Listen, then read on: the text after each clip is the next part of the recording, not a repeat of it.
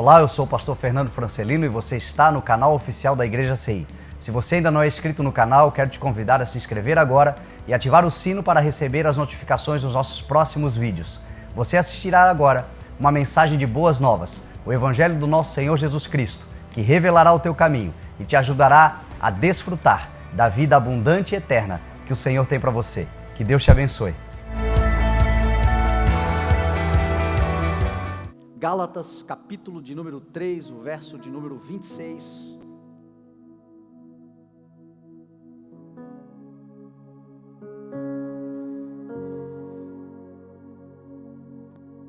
Diz assim a palavra do Senhor: todos vocês são filhos de Deus mediante a fé em Cristo Jesus.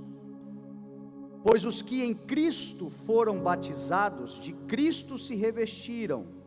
Não há judeu, nem grego, escravo, nem livre, homem, nem mulher, pois todos são um em Cristo Jesus. E se vocês são de Cristo, são descendência de Abraão e herdeiros segundo a promessa. Amém? Pai, nós te louvamos, Senhor, pela tua palavra, o teu amor. Eu te peço, Senhor, que o Senhor me dê capacidade, revelação e sabedoria para instruir a tua palavra de acordo com a tua vontade, aquilo que está no coração do Senhor. Te peço também, Senhor, que cada coração aqui se abra e o teu Espírito possa semear a tua poderosa palavra e que ela possa gerar muitos frutos para a glória do teu nome, em nome de Jesus. Amém. Graças a Deus. Amém. Nós estamos vivendo um tempo que eu percebo ser muito sensível e muito profético. Muito sensível porque, de fato, as pessoas estão, muitas delas temerosas, algumas verdadeiramente em pânico, outras sem compreender e discernir ao certo o que acontece. Então, nós estamos com os nossos sentidos aguçados, tentando compreender a estação, o tempo em que nós estamos vivendo, e com isto, nos movimentarmos de acordo com a vontade do Senhor.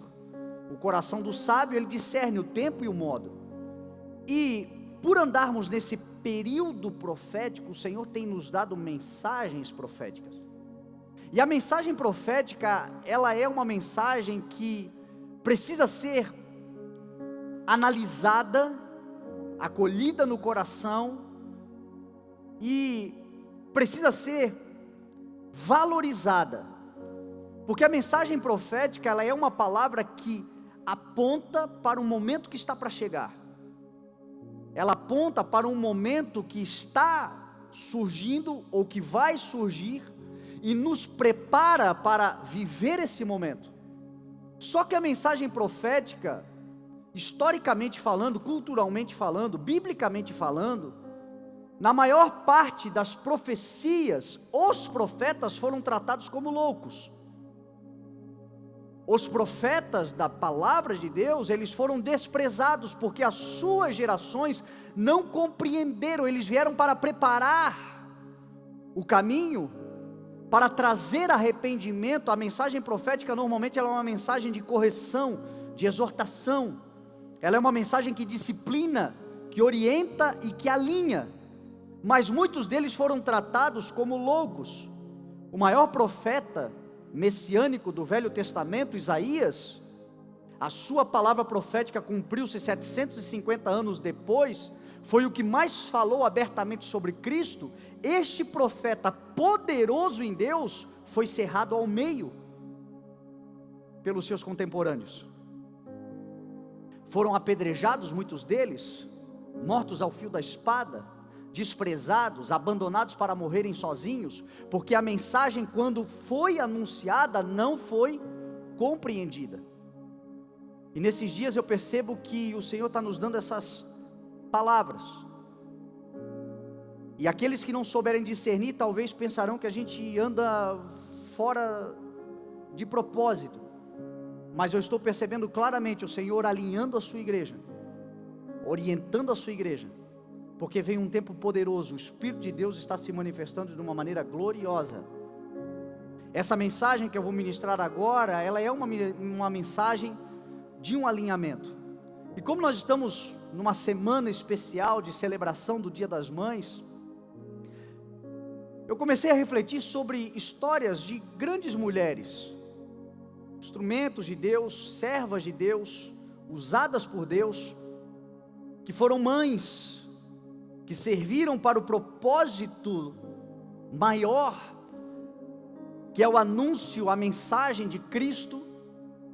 E sempre que eu tenho a oportunidade, eu faço questão de mencionar, e hoje é uma oportunidade que o Senhor está me dando, de dizer que, embora a Bíblia Sagrada seja um livro predominantemente masculino, ela não é, nunca foi e nunca será machista.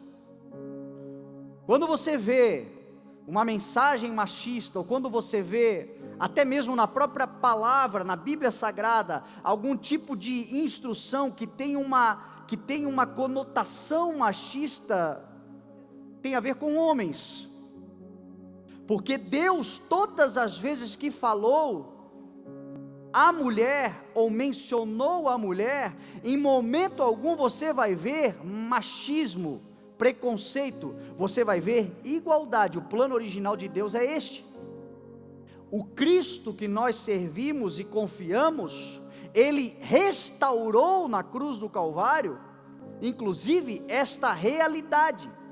O texto que nós acabamos de ler diz que em Cristo não há diferença entre homem e mulher, porque todos são um em Cristo, filhos de Deus, santificados por Cristo e herdeiros segundo a promessa. Lá no plano original, quando o Senhor criou a mulher, a palavra do Senhor diz que Ele criou a mulher para que ela fosse uma correspondente, cooperadora, idônea, auxiliadora de um projeto de Deus para a humanidade, porque não era bom o homem andar só. Então o Senhor não trouxe uma escrava, o Senhor trouxe uma cooperadora, uma sócia. Tanto é que Adão, quando viu Eva, ele discerniu isso, ele disse: esta sim é osso dos meus ossos, carne da minha carne. Em outras palavras, ele estava dizendo: é semelhante a mim, é tal como eu sou. E a mensagem do Senhor para eles foi: deixará o homem o seu pai e a sua mãe, e unir-se-á a sua mulher, e os dois se tornarão uma só carne. Então a palavra está falando de cooperação.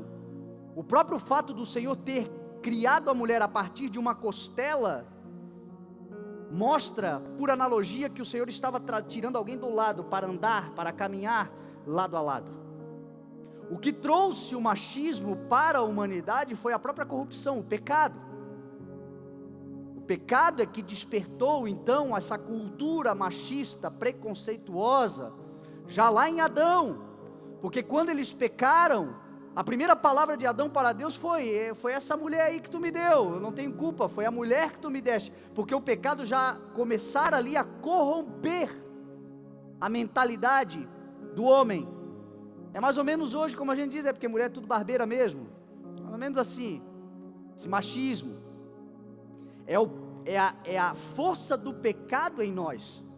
Mas o próprio Cristo, quando ressuscitou, Ele restaura a condição da mulher, porque a primeira pessoa a quem Cristo apareceu foi a Maria Madalena. Jesus não apareceu aleatoriamente, não existe passo do Senhor que não faça sentido. O que Jesus estava fazendo ali era uma restauração do lugar da mulher, porque depois da queda, no pecado, lá no Jardim do Éden, se lá no Jardim do Éden a mulher foi ludibriada, enganada pela serpente, e levou ao homem uma mensagem de morte, lá no Jardim do Túmulo, a mulher foi restaurada pelo Cordeiro de Deus que tira o pecado do mundo, e levou aos homens uma mensagem de ressurreição. O Senhor restaurando. E esta palavra de hoje é uma palavra que tem muito a ver com bons exemplos de mulheres especiais do Senhor, que foram determinantes em Deus para que a gente vivesse o que a gente está vivendo hoje. A primeira mulher que eu quero mencionar é Eva, a primeira mãe, a primeira mulher. E Eva, ela tem uma característica muito especial e tem muito a ver conosco nos dias de hoje, para nos preparar como igreja, porque nós vamos usar esses exemplos femininos, porque somos a igreja do Senhor. Porém, essa palavra serve para nós todos. Eva foi uma mulher que nasceu num lugar perfeito, foi criada perfeita, tornou-se imperfeita, mas soube ressignificar a sua vida e continuar gerando. Ela nasceu no jardim do Éden. Ela foi criada por Deus no jardim do Éden. Éden significa lugar de prazer, lugar de delícias. Éden não é o jardim, Éden é a terra, porque Deus criou o Éden, e no Éden plantou um jardim. Agora você imagina a terra sem o pecado, sem a corrupção, sem o homem destruindo. Você imagina a terra originalmente como Deus criou, um lugar de prazer, um lugar de delícias, um lugar de perfeição, um lugar onde não havia nada fora do lugar, um lugar aonde tudo estava pronto, porque o Senhor criou o homem, depois de ter criado tudo, e colocou o homem num jardim para dele cultivar e administrar aquela terra. Então o homem chegou com tudo pronto, perfeitamente criado por Deus. Só que diz a Bíblia que dentro do Éden, esse lugar de delícias, esse lugar de prazeres, o Senhor fez um jardim. Então você imagina, num lugar que já era perfeito, Deus vai e faz um jardim. E nesse lugar, Eva foi criada. Ela era perfeita. Mas ela foi enganada pela serpente, tornou-se imperfeita. Mas ainda assim soube ressignificar e continuou gerando. Quantos de nós, que já tivemos, talvez, situações de completo contentamento, sabe aquele tipo de vida que a gente tem até medo de compartilhar, está tão bom que se melhorar estraga, sabe? Quando a gente está vivendo um tempo tão agradável que parece que os invejosos ou aqueles que não se alegram com a nossa alegria, a gente começa a se preocupar com eles, está tudo tão perfeito. Sabe aquele tempo de vida que as coisas acontecem, sabe aquele tempo da nossa história, talvez alguns de nós aqui já tenhamos vivido isso, um tempo onde tudo estava correto, tudo estava certinho, mas nós, não tem o diabo no negócio fazendo por nós, tem nos induzindo, porque ele sempre é aquele que tenta induzir, mas ele não tem poder para fazer. Nós, pela nossa insensatez, pegamos aquilo que Deus nos deu perfeitamente, aquilo que está correto dentro do plano original de Deus, e com a nossa ignorância, acabamos estragando as coisas. Eu já joguei coisas fora, que foi Deus que me deu. Eu já peguei coisas perfeitas, que estavam perfeitas na minha vida, e consegui estragar. Estraguei. A questão é o que nós vamos fazer a partir disso. A questão é até quando nós vamos ficar agora lamentando, lambendo feridas, murmurando, entristecidos por algo que provavelmente foi erro, é lamentável, mas dá para consertar? Não dá. Então o que eu faço? Eu vou ficar paralisado num tempo de lamúria porque eu estraguei, ou eu vou olhar para frente, vou ressignificar e vou continuar gerando, porque apesar de eu ter estragado muitas coisas que o Senhor já me deu, eu continuo carregando uma bênção do Senhor por causa da fidelidade de Cristo. Então é possível sim continuar gerando, ainda que seja em outros lugares, ainda que o Éden, o jardim, tenha ficado para trás, culpa minha. Fui para uma terra que agora dá espinhos. Fui para uma terra que agora parece ser desértica. Fui para um lugar onde é inóspito. E a culpa não é de Deus, fui eu que estraguei tudo. E a gente vê um monte de gente vivendo nos dias de hoje numa lamentação extrema, se autocondenando, se lamentando por algo que, infelizmente, por um erro foi jogado fora.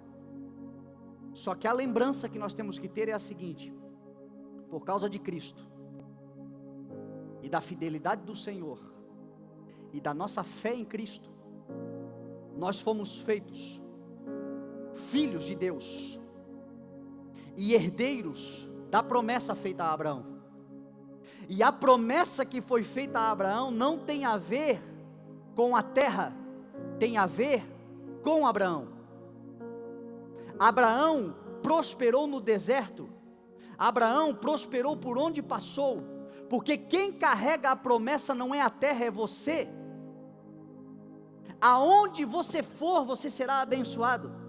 Abençoarei os que te abençoarem. Serás abençoado no campo, serás abençoado na cidade, serás abençoado no deserto, serás abençoado no litoral, serás abençoado no oeste, no leste, no norte, no sul. Aonde tu fores, a bênção do Senhor vai com você, porque o lugar da bênção não é a terra, o lugar da bênção é o nosso coração, é a nossa vida, nós carregamos a bênção.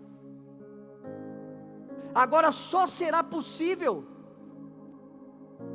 se ressignificar, se parar de ficar lamentando. Estava perfeito, eu meti a minha mão e estraguei tudo. Ah, quantas coisas que até hoje, quando eu lembro, me dá uma indignação comigo. Eu penso, que ignorância, podia estar usufruindo daquilo. Mas aí logo me veio esse pensamento: adianta? Vai mudar alguma coisa ou vai só me tornar um depressivo, um amargurado? Eu posso ter jogado muitas coisas fora, mas a misericórdia do Senhor, ela é nova a cada manhã. O amor do Senhor e a bondade do Senhor sobre a minha vida é a causa de eu não ser consumido. Então, já que eu joguei fora, que eu aprenda agora para o próximo. Que o próximo passo, a próxima terra, o próximo lugar, o próximo jardim. Se o Senhor deu tudo pronto, eu consegui jogar fora, mas eu carrego a bênção. Eu tenho sementes, talvez a terra agora é um deserto, mas essa terra vai florescer. A palavra do Senhor diz que quando nós somos abençoados pelo Senhor, o deserto floresce. No deserto, no lugar ermo, água brota, e um jardim vai surgir. Então Eva, ela era perfeita, tornou-se imperfeita,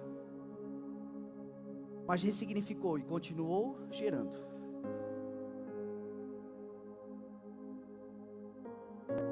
A segunda mulher que o Senhor colocou no meu coração chama-se Sara. E Sara foi uma mulher que, contra todas as probabilidades, usufruiu da promessa. Contra todas as probabilidades, usufruiu da promessa.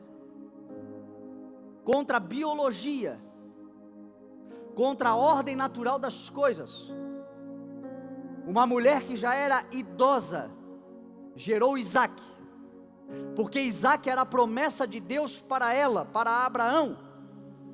Mas as probabilidades de engravidar eram praticamente nulas. Foi o Senhor quem estabeleceu. Nas circunstâncias e nas probabilidades, as estatísticas diziam o contrário, mas por causa da fé naquele que prometeu, e não em si mesmo, nem nas probabilidades, ela gerou e usufruiu. Nós estamos vivendo dias de coronavírus, dias de pandemia, dias onde a probabilidade é de uma retração econômica.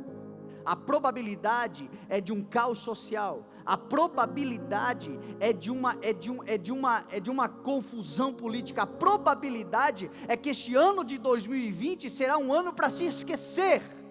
Não, o ano de 2020 nós carregamos uma palavra do Senhor, será ano de usufruto. E contra todas as probabilidades nós usufruiremos, porque o usufruto não tem a ver com a probabilidade estatística, tem a ver com a promessa daquele que é fiel e lançou a sua palavra, e aquilo que ele fala, ele vela para que se cumpra. Então a gente precisa decidir se a gente vai viver por estatística ou por fé. A minha Bíblia diz que o justo viverá pela fé. E diz que Abraão, contra toda a esperança, em esperança creu. E porque creu, desfrutou. Então o usufruto não tem a ver com estatísticas. Outro dia alguém me perguntou: pastor, como é que você está fazendo para pregar sobre usufruto? Eu respondi: eu não sei você, mas eu tenho usufruído de tanta coisa nesses dias. Você tem usufruído? Você tem experimentado a bondade de Deus contra todas as expectativas? Porque usufruir é você gozar de um bem que pertence a outrem, é você desfrutar de algo que o Senhor lhe dá, que é dele, e que contra toda expectativa e esperança, em esperança nós cremos e usufruiremos. Então eu creio em nome de Jesus, 2020 não será um ano para se esquecer, será um ano para se guardar na memória, porque grandes coisas fez o Senhor por nós, e por isso nós estamos alegres sim. Usufruto. Sara, contra todas as probabilidades, usufruiu, gerou Isaac. A próxima mulher é Rebeca. E Rebeca foi uma mulher que favoreceu o governo de Deus sobre aquilo que ele permitiu ela gerar. Rebeca foi uma mulher que favoreceu o governo de Deus sobre aquilo que ele permitiu ela gerar. E isso é muito importante também nos dias de hoje. Não se trata apenas daquilo que o Senhor permite que eu e você possamos gerar, realizar, mas o Senhor continuar governando e nós facilitarmos, ao invés de atrapalharmos, porque na maioria das vezes o nosso maior ministério é não atrapalhar o que Deus está fazendo, é permitir que o mesmo Deus que deu governe, e facilitar que o Deus que deu nos oriente a realizar segundo a sua vontade.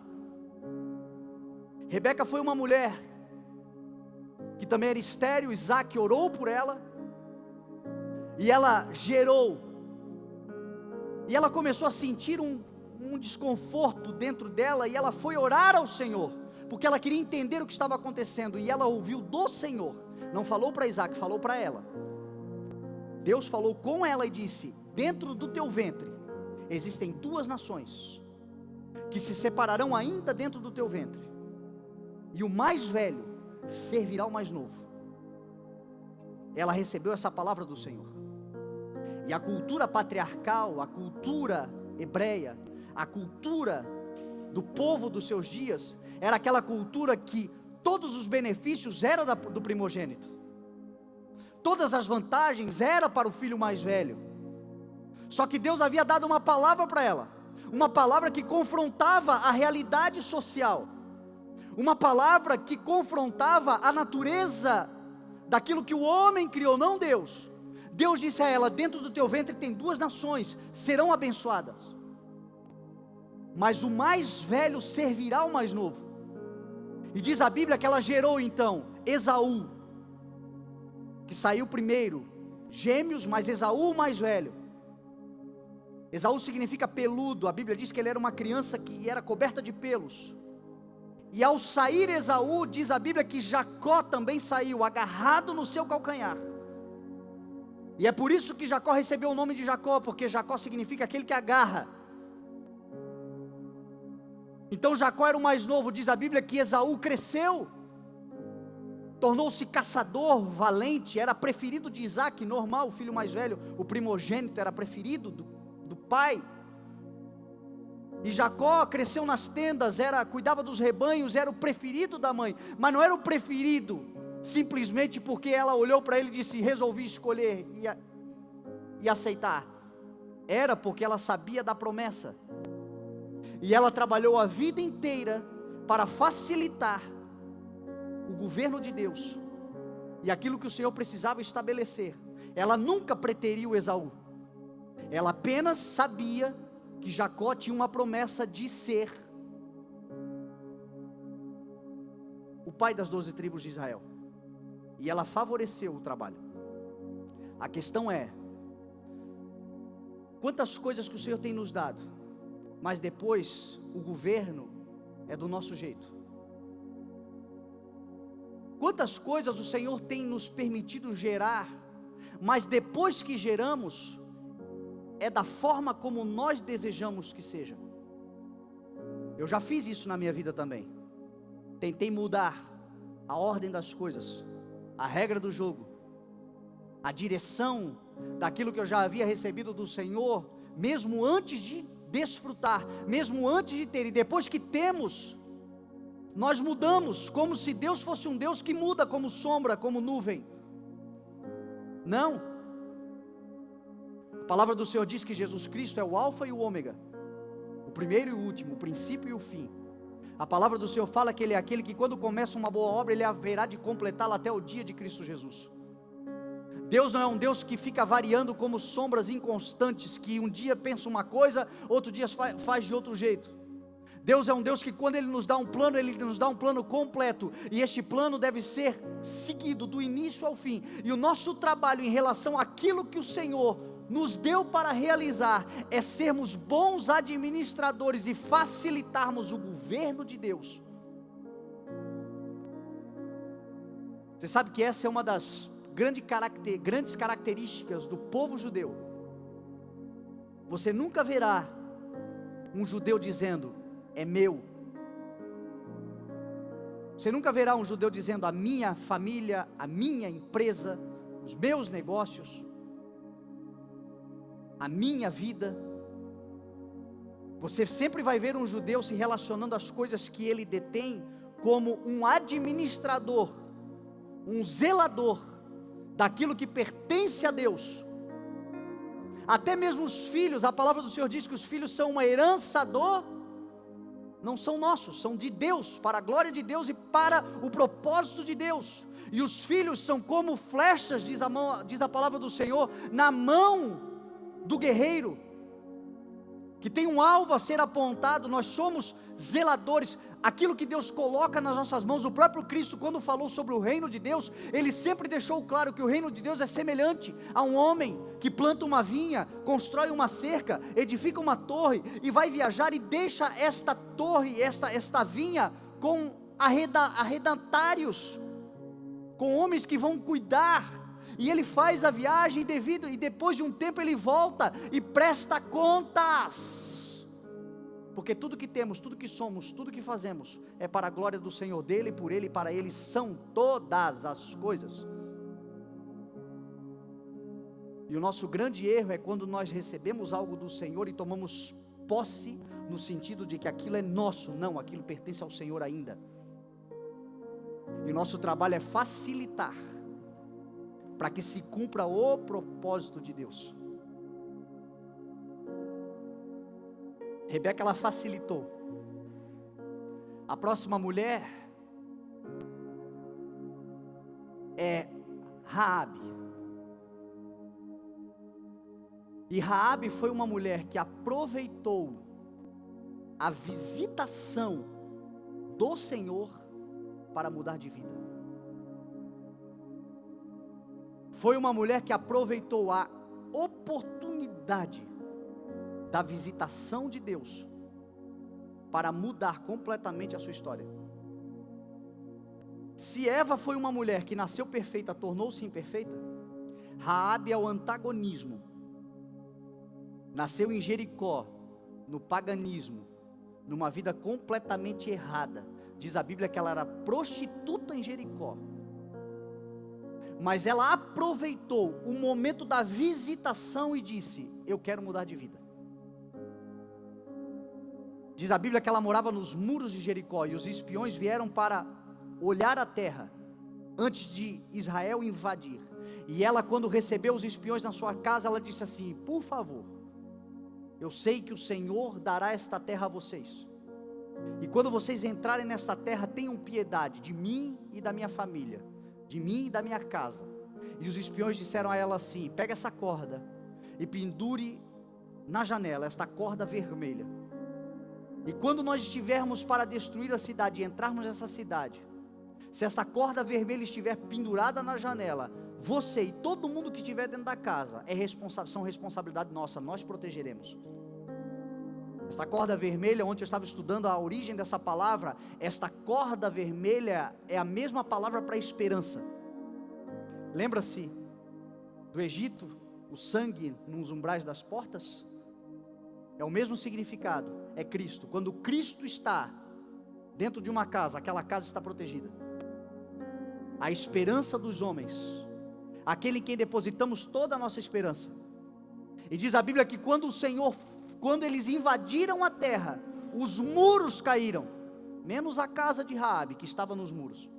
Porque 1000 podem cair ao teu lado, 10.000 à tua direita. Se Cristo está na tua vida, nenhum mal te atingirá. A tua casa permanecerá em pé. Agora é tempo de visitação. Eu não tenho dúvida nenhuma que estes dias, esse ano é um tempo de decisões permanentes. E eu vou mais longe. Decisões que têm a ver com eternidade. São dias da visitação do Senhor. Dias onde uma grande oportunidade, eu creio demais nas várias oportunidades. A Bíblia fala, né? O amor de Deus, causa de não sermos consumidos, misericórdias que são novas a cada manhã. Mas eu creio também que existe aquela grande oportunidade, que se nós não agarrarmos, nós corremos o risco de ficar de fora do extraordinário que Deus pode fazer através da nossa vida. Porque apesar de Deus ser eterno, nós somos temporários. E existem certas coisas que para o Senhor fazer na nossa vida demandam de tempo. Então no dia da visitação, no dia da grande oportunidade, ou a gente diz sim e muda de vida, ou a gente pode perder o bonde da nossa história. Eu tive esse dia na minha vida, foi o dia 24 de abril de 2011. Eu havia acabado de sepultar o meu pai. Eu cheguei em casa, peguei a Bíblia, abri e disse o seguinte: Senhor, fala comigo, porque eu preciso entender qual é o teu propósito em relação a tudo. Sabe qual foi a palavra do Senhor para mim? Se você ficar calado nesta hora, socorro e livramento virá de outra parte. O Senhor não me disse se você ficar calado mais 5, 10 anos. O Senhor me disse nesta hora, agora é o tempo, chegou a decisão, eu estou te visitando, não mais apenas para te dar consolo, correção, não apenas mais para te dar algum tipo de entendimento aqui e ali, eu estou te visitando de uma vez por todas para que a tua vida seja completamente transformada. A hora é chegada, o Senhor diz. Sabe aquela palavra, se hoje ouvirdes a voz do Senhor, não endureça o teu coração? Não é se por 30 dias ouvires, se por um ano ouvires, se por 10 anos ouvires. Existe aquele momento que é o hoje, o já. Se hoje ouvirdes a voz do Senhor, não endureça o teu coração. Eu creio que este ano é um ano de transformação de muitas vidas. Eu creio que este ano é um ano decisivo para muitos de nós. O ano da grande oportunidade para muitos de nós. Tomarmos a decisão, já que o Senhor está visitando, muda a minha vida. Eu não quero mais viver do jeito que eu vivi até aqui. Não importa quantas imperfeições, quão tenebroso seja o passado, não importa quantas falhas tenha tido, quando há uma decisão definitiva, o Senhor justifica e o Senhor avaliza. E o Senhor faz coisas tão extraordinárias que todos verão a glória de Deus na nossa vida. Mas tem a ver com uma decisão: eis-me aqui, e faça conforme a tua vontade.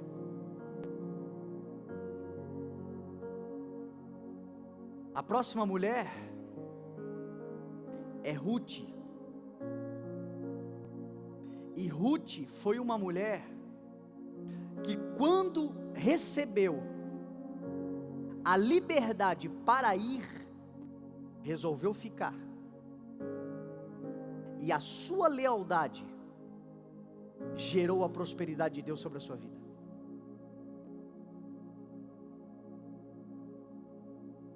Deus não procura escravos, Deus gera filhos. Deus não está interessado em relacionamento baseado em interesse ou necessidade, apesar que, na maioria das vezes, nós nos achegamos a Deus por conta de uma necessidade. Alguns servem a Deus porque não existe outra alternativa. Às vezes o nosso fundo de poço é tão terrível que ou a gente olha para o céu ou não há outra alternativa. E nós temos um Deus que estende a mão e nos tira do fundo do poço. Nós temos um Deus que vai lá e acolhe. Nós temos um Deus que vai lá e restaura. Mas em algum momento do nosso relacionamento com Deus, preferencialmente quando tudo estiver bem, o Senhor, junto com tudo aquilo que Ele tem nos dado pela sua bondade, Ele também entrega uma carta de alforria. Você não é escravo, você é filho. Se você quiser ir, você pode ir. E você sabe que nessa hora muitos vão. Muitas vezes o nosso relacionamento com Deus tem a ver com aquilo que Ele nos dá. Chegamos na igreja porque fomos completamente arrasados financeiramente, e a família foi destruída, os problemas aconteceram, tantas coisas. A igreja, ela é tratada como um hospital, e na maior parte dos casos que a igreja está tratando, tem a ver com pessoas completamente destruídas. Só que chegará um momento em que essas pessoas serão renovadas, restauradas, onde toda aquela necessidade, ela acabará. E nesse momento o Senhor também dará uma palavra: se você quiser, você pode ir. E louvado seja Deus pela vida daqueles que, podendo ir, resolvem ficar. Porque no meio do processo tem gente que diz assim: eu posso ir, mas eu quero ficar, porque eu cheguei aqui como um doente, mas o Senhor não apenas me tratou como um paciente, Ele me transformou num médico. Porque grande é a obra. E hoje o meu testemunho pode ser uma inspiração para outras vidas. Quando eu cheguei aqui, eu encontrei referências, e hoje o Senhor me fez uma referência. E Ruth foi essa mulher, porque Ruth era esposa de um dos filhos de Noemi. Morreu Elimeleque, morreu Malom, morreu Quilion. E Noemi tinha duas noras, Ruth e Orfa. E ela disse: filhas, vocês agora podem ir, afinal de contas nós não temos mais nenhum tipo de necessidade de andar juntos. Diz a Bíblia que uma das noras beijou e voltou. Ruth disse: não, o teu povo será o meu povo, a tua terra será a minha terra, o teu Deus será o meu Deus, aonde tu fores eu irei.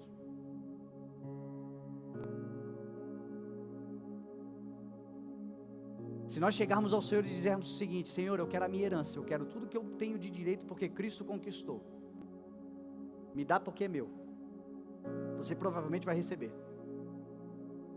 e você pode ir. E assim a gente tem visto muita gente, entram na igreja destruídas, são restauradas, e daqui a pouco não tem mais vontade alguma de continuar, afinal de contas, a sua vida está arrumada. Eu já ouvi pessoas me falando, pessoalmente dizendo: agora não me interessa mais ir na igreja, o Senhor já resolveu meu problema. Eu já ouvi isso. E às vezes a gente não fala, mas as nossas atitudes dizem isso. E o Senhor deixa, porque o Senhor não quer escravos, o Senhor quer filhos. E filhos têm prazer de estar na casa do Pai. Filhos são como Davi. Um dia nos teus átrios vale mais do que 1000 em outro lugar. Prefiro ficar na porta da casa do meu Deus a habitar na tenda dos ímpios. Eu posso ir, mas eu quero ficar.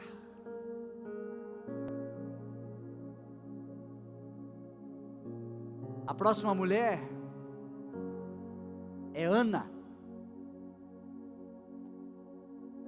E Ana foi uma mulher que fez uma oração de entrega ao Senhor e recebeu infinitamente mais, além daquilo que ela pediu ou pensou. Ana foi uma mulher que por muito tempo estava amargurada, porque o seu desejo era gerar, mas ela não podia gerar. O seu marido a amava, mas ela tinha uma adversária chamada Penina, que tinha muitos filhos, e aquela mulher lhe atormentava a vida. E diz a Bíblia que ano após ano, a gente está falando de alguns anos, o seu marido a levava a Siló para ofertar ao Senhor, sacrificar ao Senhor. E ele oferecia sacrifícios por Ana, porque ele amava Ana, mas Ana não conseguia ter filhos. E diz a Bíblia que a sua oração, ano após ano, era uma oração amargurada, uma oração cheia de dor, talvez uma oração contaminada. Talvez por muitos e muitos anos a oração dela foi: Senhor, até quando tu permitirás que o meu adversário, que o meu inimigo tripudie sobre mim? Quando tu te levantarás e farás juízo? Talvez a sua oração foi assim, a nossa também já foi desse jeito, porque um coração amargurado é difícil. Você já falou com uma pessoa azeda, amargurada, ferida? Talvez por muitos anos a sua oração foi assim, e no último ano, diz a Bíblia que ela estava tão amargurada que Eli, o profeta, o sacerdote, olhou e pensou que ela estava bêbada, e ela disse: meu Senhor, não me considere uma mulher à toa, eu estou aqui porque a minha alma está profundamente amargurada. Só que na oração que ela fez, ela disse: Senhor, se tu me deres um filho, eu dedicarei ele ao Senhor. Se tu me deres um filho, ele será dedicado ao Senhor. E diz a Bíblia que ela gerou Samuel, porque ela decidiu que aquilo que o Senhor lhe daria serviria para a glória do Senhor. Ela decidiu consagrar ao Senhor os seus planos, decidiu consagrar o filho que ela ainda não havia gerado, mas ela disse: se eu gerar, ele será para a glória do Senhor, ele te servirá, ele será consagrado a ti. Diz a Bíblia que ela gerou Samuel, e depois gerou mais 3 filhos e 2 filhas, porque para quem queria muito ser mãe, 6 está legal, não está? Infinitamente mais, além de tudo aquilo que ela pediu ou pensou. A palavra do Senhor diz: consagre tudo o que você faz ao Senhor. Apresente os seus planos ao Senhor. Grande a obra, grande é a missão, grandes coisas estão por vir e para acontecer.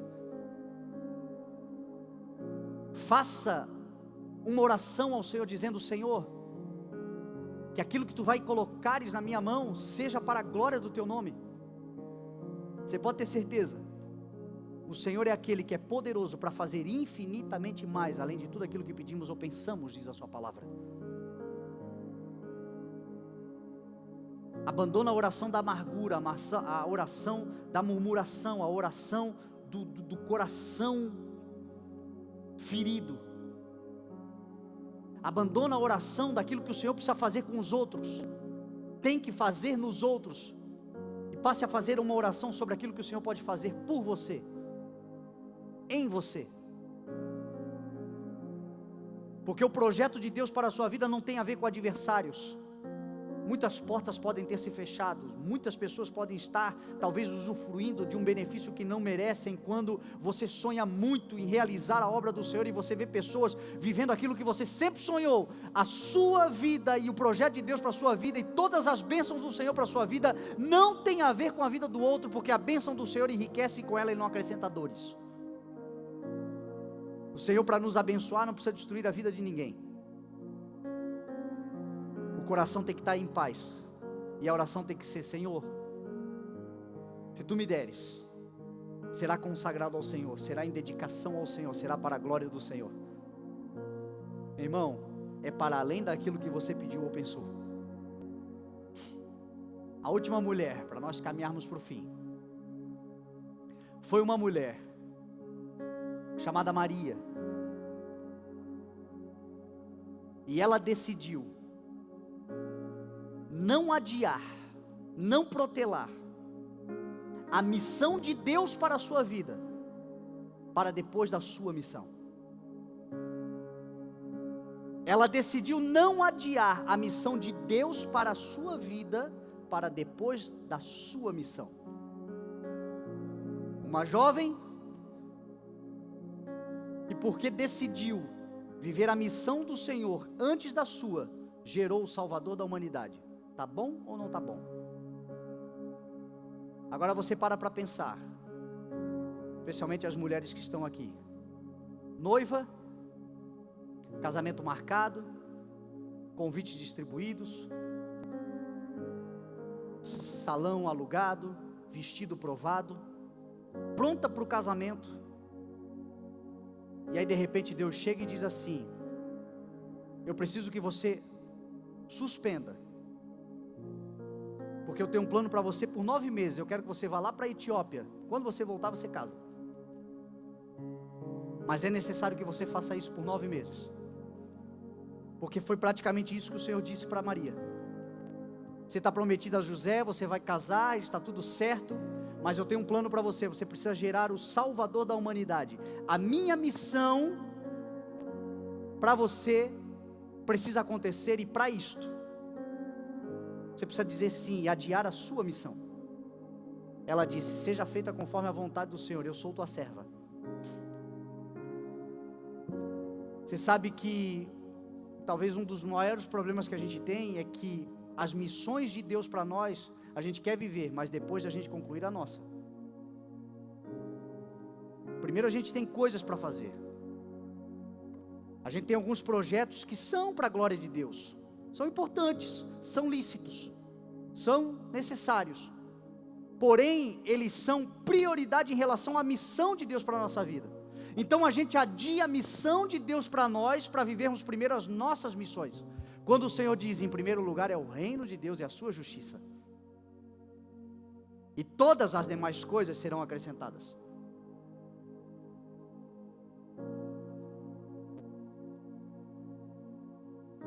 E talvez essa seja a chamada do Senhor para nós. Eu já vi gente que Deus chamou para missões que são verdadeiras maluquices.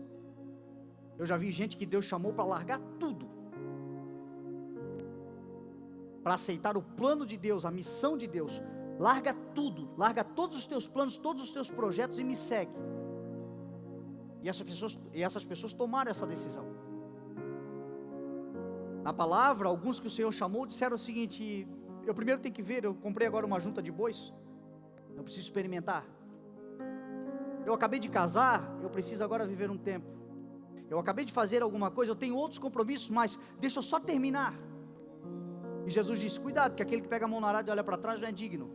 Porque a missão do Senhor para as nossas vidas, ela deve ser prioridade em relação às nossas próprias missões. Então existem pessoas sim, que Deus vai chamar para uma loucura, que as pessoas vão dizer: está ficando doido, está ficando doida.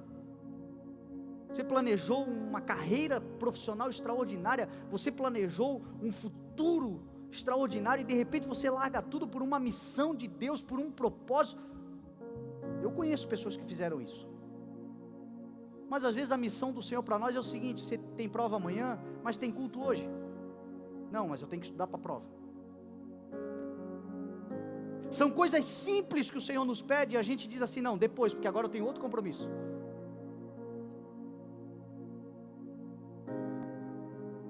Você tem algo para fazer, você tem um relacionamento, você tem um projeto de Deus, você tem uma vida para ligar. Não, mas primeiro os meus amigos, eu vou ali no bar e depois eu volto. São missões que nós determinamos na nossa vida que se sobrepõem à missão do Senhor. O Senhor está dizendo, eu estou te chamando para uma missão. E por causa disso a gente vê pessoas que passam anos e anos e anos e elas nunca assumem o projeto de Deus, porque os seus planos se sobrepõem aos planos do Senhor.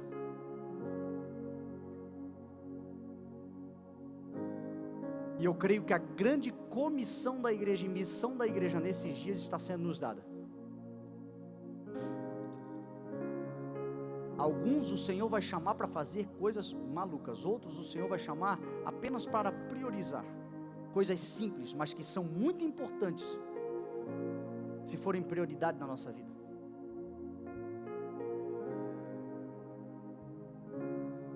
Essas 7 mulheres, elas nos ajudam a discernir esses dias. E essas 7 mulheres geraram então 7 filhos. Eu gosto muito de estudar significados de nomes. Se você me ouve pregar sempre, você sempre vê que eu faço isso. E estudando os nomes desses filhos, eu encontrei algo muito curioso, que não é uma doutrina bíblica, nem tampouco uma heresia, é apenas um jogo de palavras baseado no nome. Diz a Bíblia que, em Efésios 1:9, que o Senhor fez convergir em Cristo, Deus fez convergir em Cristo todas as coisas, nos céus e na terra. Em Cristo tudo converge. E quando você vai para o significado dos nomes desses filhos, 7 significa compensação, o filho de Eva, que Eva gerou quando ela ressignificou. Eva não gerou 7 no Éden, no jardim do Éden. Eva gerou 7 lá, depois de Caim ter matado Abel, depois de tantas dores, depois de tantas frustrações, resultado do seu pecado, da sua culpa. Mas ela ressignificou e gerou outros filhos e filhas, entre eles 7, que é a raiz de Cristo, que significa compensação. Sara gerou Isaac, que significa aquele que sorri ou faz sorrir. Rebeca gerou Jacó e Esaú. E Jacó depois teve o seu nome mudado por Deus, virou Israel, que significa aquele que luta com Deus. Raabe gerou Boaz, que significa nele está a força. Boaz, junto com Ruth, geraram Obed, que significa ele serve. Ana gerou Samuel, que significa ouvido por Deus. E Maria gerou Jesus, que significa Deus é a salvação. Então você vê que todas as coisas, olha como a Bíblia é um livro extraordinário, tudo direciona para Cristo. E se você fizer um joguinho de palavras, eu fiz uma frasezinha com esse jogo de palavras. E a frasezinha que Deus colocou no meu coração foi: Jesus Cristo é a compensação dos céus, que nos devolveu o sorriso, porque nele está todo o poder, que Ele usa para servir. Ele luta com Deus, ao nosso favor, é ouvido por Deus, e nele nós somos salvos. Este é quem é Cristo. E eu creio que nesses dias o Senhor Jesus está nos chamando. Se nós jogamos coisas importantes fora, levante-se do chão, olha para frente, porque você carrega uma bênção e você pode continuar gerando. Se os dias são de estatísticas contrárias, você não vive pelas probabilidades daquilo que a informação jornalística está nos passando, os números estão nos passando. Nós vivemos pela promessa do Senhor, e na promessa do Senhor nós usufruiremos de uma grande vida sobre essa terra. Se o Senhor já te deu algo, facilite o governo de Deus sobre isso que o Senhor te deu.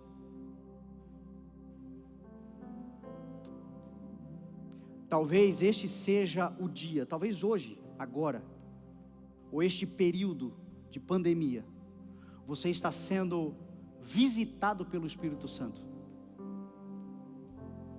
O Senhor não quer visitar, o Senhor quer habitar. O nosso erro é viver de experiências de visitação, quando o Senhor quer nos fazer uma casa da sua habitação. Talvez hoje a oração seja de devotar o teu coração e a tua vida ao Senhor.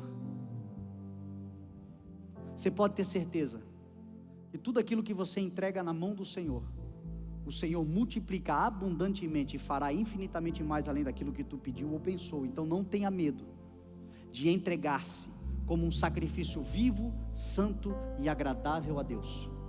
A sua vida nunca mais será a mesma. Talvez hoje a decisão é que a missão de Deus se sobreponha às nossas missões. Não se trata de que aquilo que você sonhou você não vai realizar. Talvez a questão é só uma prioridade. Que o Senhor seja a prioridade. Maria casou-se com José, gerou outros filhos e filhas. Tudo que ela sonhou e havia planejado ficou suspenso por algum tempo, mas ela gerou nada mais, nada menos do que o Salvador da humanidade. Você não faz ideia do que você pode gerar quando o Senhor se tornar a prioridade. A missão do Senhor dada é cumprida. Seja feita conforme a tua vontade. O Senhor é a compensação dos céus, que nos devolveu o riso, aquele que luta ao lado de Deus ao nosso favor, porque a Ele foi dado todo o poder e Ele usa para servir. Deus o ouve porque Ele é o nosso intercessor junto ao Pai, diz a palavra, e nele nós temos a salvação eterna. Não tenha medo, é um tempo onde as coisas vão mudar completamente. Então somente se entregue ao Senhor. Você crê em nome de Jesus? Vamos nos colocar de pé e vamos orar.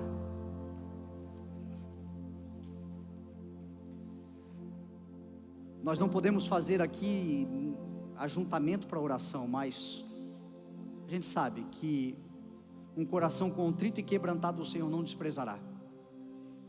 Então se você pode, aí onde você está, se a palavra falou com você, coloca a mão no teu coração e ora ao Senhor. Ora ao Senhor, entregando ao Senhor o teu coração, a tua vida. Pai amado, nós oramos, Senhor, confiando no Senhor. Oramos, Senhor, agradecidos porque a tua bondade, a tua fidelidade nos trouxe até aqui.